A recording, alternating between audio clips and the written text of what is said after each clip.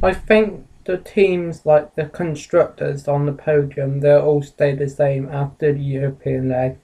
So Mercedes still stay the same, I think.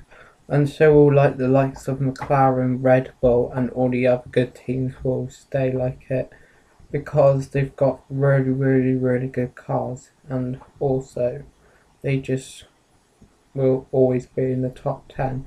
I think like Letters Renault will also stay in the top 10 as well, because with Kimi there, he's an absolutely fantastic driver, and I think he'll also get in the top 10 most of the majority in that.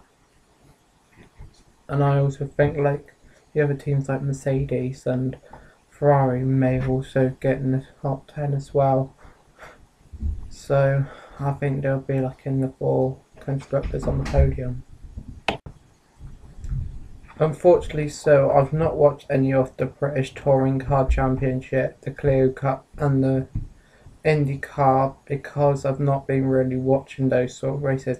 I only really watch Formula One and also MotoGP sometimes when it's on. So I also like MotoGP because I find that really interesting to watch apart from Formula One. But I'll always watch Formula One. So I've not really watched any of the other like races at all.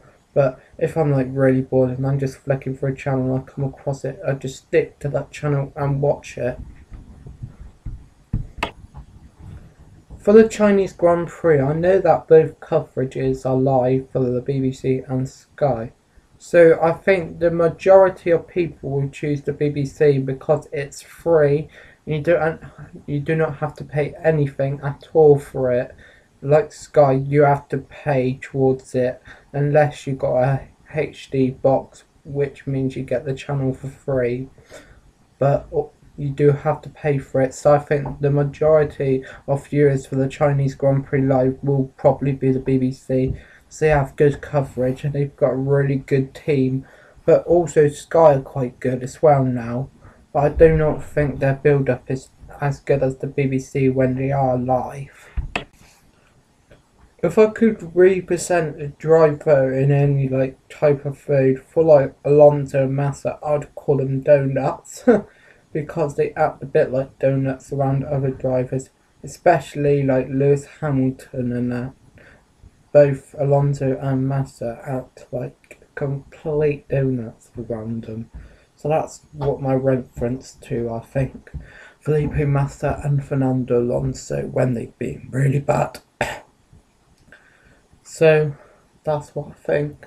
They are complete donuts.